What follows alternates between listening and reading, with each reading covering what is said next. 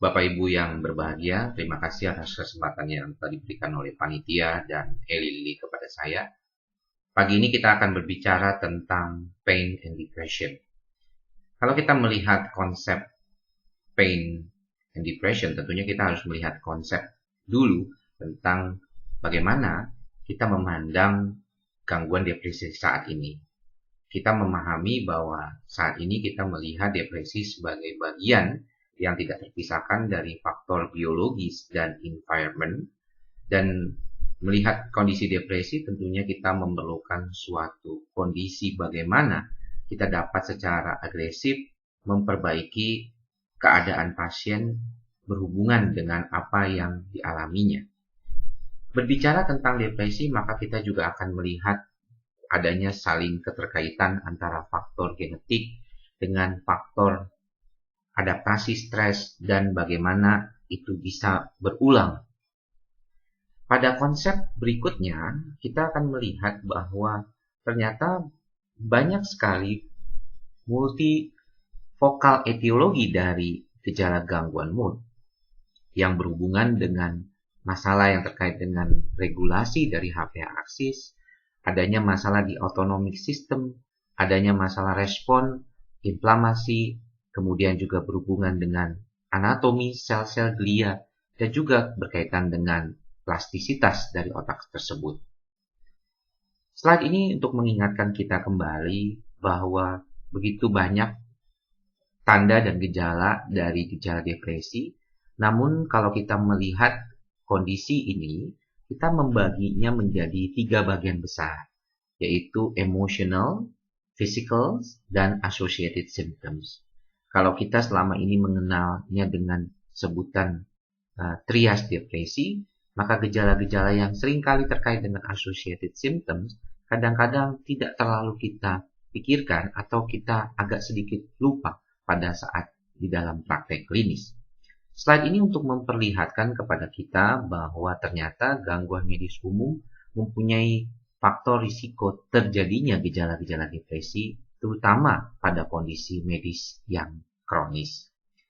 Dalam slide ini kita akan memperlihatkan bahwa neurobiologi terjadinya gangguan depresi mayor itu berakibat pada berbagai macam struktur. Kita lihat adanya masalahnya stres, injury, dan genetic vulnerability, di mana hal tersebut akan mempunyai suatu mekanisme terhadap sistem neuroendokrin, selular, dan network di sistem saraf pusat. Di mana ketika kita berhadapan dengan pasien seperti ini di dalam klinis, kita akan melihatnya sebagai gejala-gejala yang berhubungan dengan emotional, cognitive, behavior, and physical symptoms. Lalu apa sebenarnya kaitan antara depresi dengan gejala-gejala pain? Dalam hal ini adalah bahwa ternyata ketika kita melihat kasus-kasus depresi, ternyata lebih dari sekitar 50% pasien itu mempunyai gejala-gejala fisik.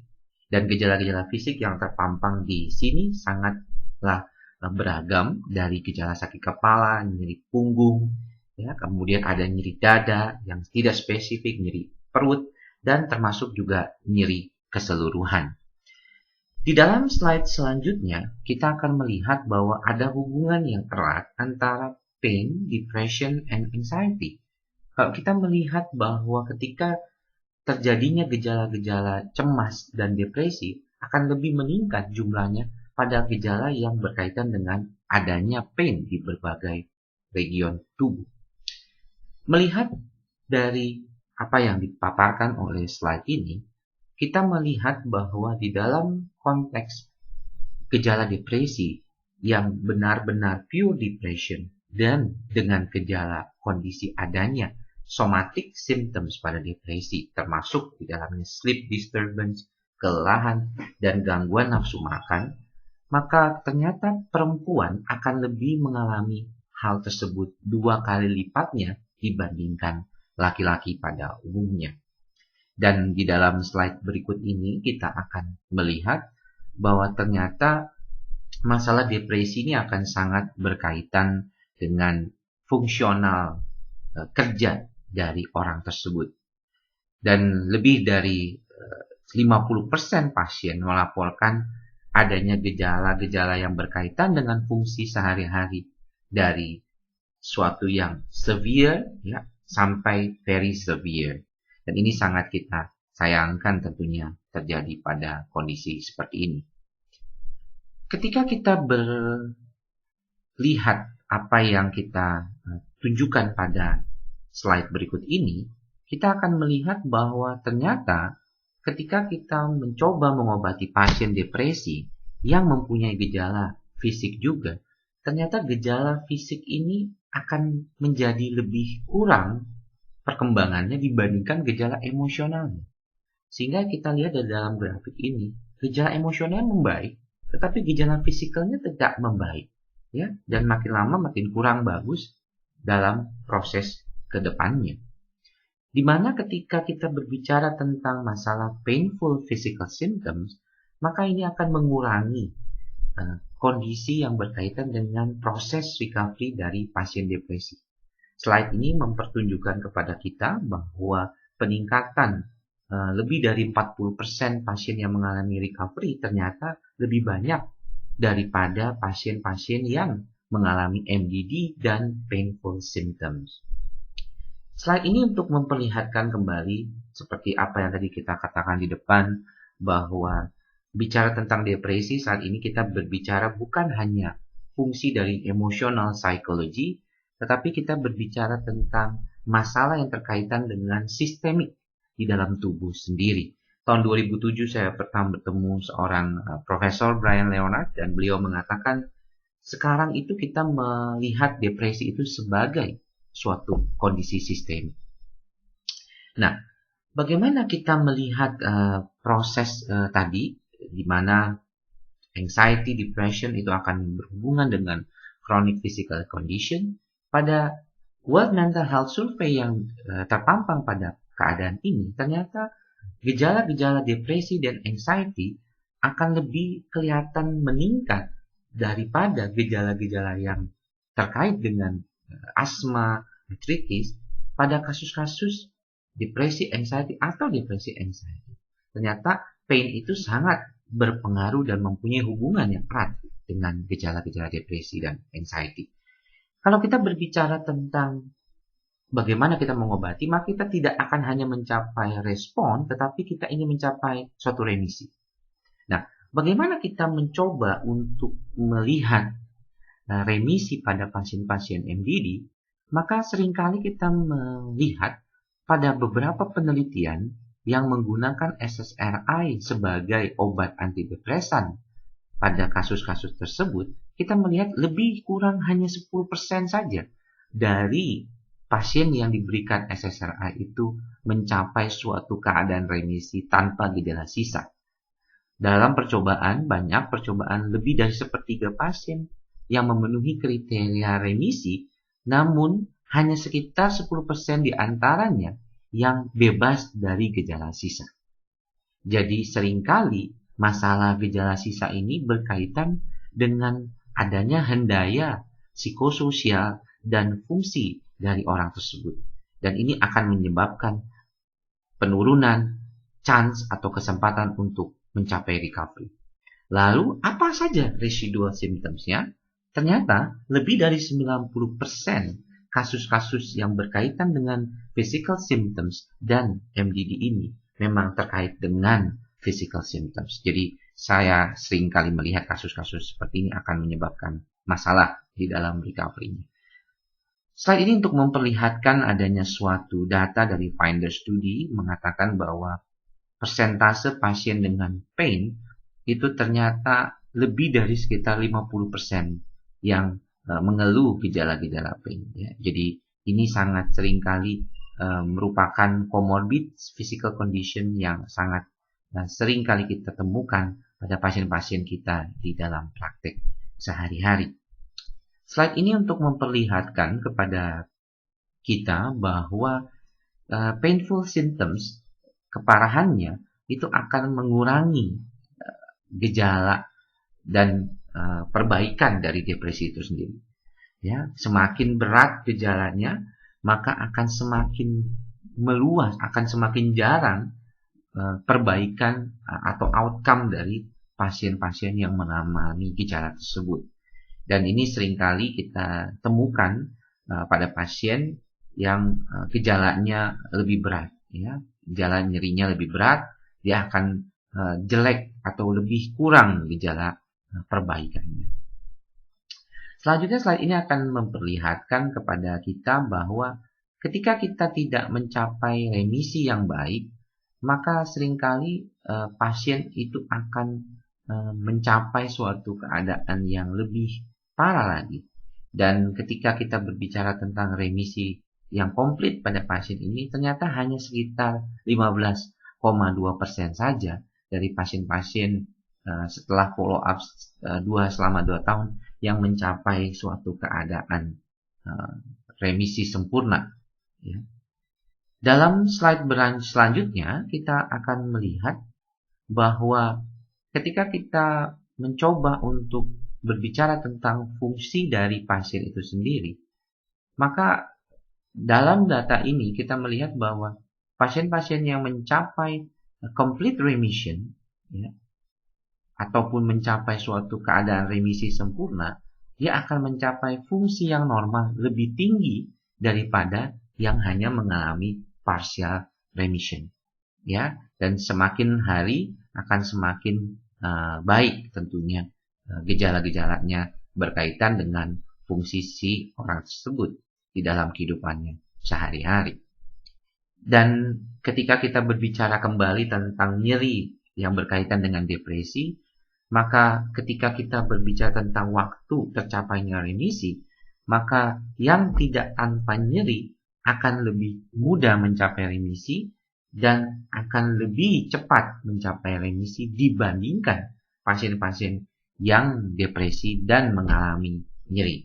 Nah, tentunya ini akan mencoba memperlihatkan kepada kita bahwa ketika kita bertemu dengan pasien yang mengalami gangguan nyeri, ternyata tidak semudah itu untuk mendapatkan suatu perbaikan ketika dia dalam kondisi depresi yang disertai dengan nyeri. Selanjutnya kita akan memperlihatkan bahwa ketika kita mencoba memperbaiki gejala nyerinya, maka chance atau kesempatan untuk mencapai satu remisi akan meningkat. Ya, di mana kita memperlihatkan pada tabel ini, pada gambar ini, pasien yang meningkatkan, ya, improvement pada painful physical symptoms-nya itu akan mencapai remisi yang lebih baik dibandingkan pasien-pasien yang lebih kurang mencapai suatu improvement di dalam perbaikan gejala nyeri fisiknya. Slide ini sebenarnya untuk memperlihatkan kepada kita peranan serotonin dan norepinefrin di dalam modulasi nyeri, persepsi, dan suasana perasaan. Kita ketahui bahwa descending pathway yang berperan di dalam modulasi nyeri ini pada pasien-pasien yang mengalami depresi seringkali mengalami ketidakseimbangan, ya. Jadi bukan hanya serotoninnya, tetapi juga norepinefrinnya juga mengalami masalah. Nah, di dalam slide berikutnya kita akan memperlihatkan bahwa yang paling penting dalam memperbaiki suatu gejala depresi adalah bahwa kita mencapai suatu homeostasis dan keseimbangan yang seringkali kita dapatkan dari pemberian antidepresan yang kontinu kepada pasien akan memperlihatkan perbaikan pada serotonin dan norepinefrinnya di daerah prefrontal cortex dan di limbic system. Dan yang paling penting bahwa pemberian efektif antidepresan itu akan meningkatkan normalisasi aktivitas di ketiga daerah ini, yaitu prefrontal cortex, hippocampus, dan amigdala. Nah, seringkali kita memperlihatkan gejala-gejala yang terkait dengan perbaikan ini akan berkaitan juga dengan kesedihan, anxiety, psikomotor, dan kelelahan, ya, dan juga akan meningkatkan juga cognitive function dari orang tersebut. Nah, Ini adalah satu slide untuk memperlihatkan adanya studi yang terkenal yang berhadapan dengan sequence treatment alternatives to relieve depression yang dilakukan selama 6 tahun di 14 regional center, termasuk 41 clinical site ya, dari 18 primary care dan 23 adalah psychiatric. Participants dalam penelitian studi adalah patient dengan depresi, dan ini didapatkan dari klinik spesialis maupun klinik dokter umum, dan ini dilakukan secara sukarela ya oleh si pasien itu sendiri. Langkah dari penelitian ini adalah pertama adalah dengan menggunakan initial treatment ya, berkaitan dengan penggunaan citalopram selama lebih dari 14 minggu. Kemudian dimasuk ke level 2 jika ternyata pasien merasa tidak nyaman atau tidak ada perbaikan gejala dari apa yang dirasakan pasien. Di level 2 ini maka kita akan mencoba untuk memberikan terapi lain selain daripada obat dasarnya. Nah, kalau ini tidak berhasil, maka kita akan naik ke level berat berikutnya, yaitu level 2A. Dan seterusnya sampai level 4, di mana kita memperlihatkan bahwa respon dari pasien ini tidak mencapai sesuatu hal yang baik di dalam klinis. Nah, yang menjadi kesimpulan dari studi ini adalah bahwa ternyata lebih sering kali kita temukan adanya penurunan remission rate setelah level 3 atau setelah 2 kali gagal trial. Nah, yang paling penting juga ternyata seringkali patient itu lebih menyukai obat-obat tertentu ataupun dia menyukai gejala-gejala efek samping dan tolerabilitas dari obat tersebut. Dan seringkali depresi dari remission rate di pasien di level 2 ini akan sangat memperlihatkan bahwa relapse rate-nya adalah lebih dari 40%. Ya. Dan ini terjadi pada pasien-pasien yang memang tidak mencapai suatu remisi penuh. Ya, jadi kita akan memperlihatkan suatu dasar dari apa yang menjadi clinical relevance dari percobaan ini adalah bahwa sebenarnya kita memperlihatkan bahwa depresi is not about only the simple, but it's all about the complexity, and complexity of the disease. Yang paling penting kedua adalah pasien ini perlu kita tangani secara individual, dan kita harus ada suatu keinginan untuk cepat-cepat memperbaiki kehidupan pasien. Ya, dan seringkali jangan sampai kita melakukan suatu pemberian obat berdasarkan kebiasaan saja, dan jangan sampai ada istilah save the best for last.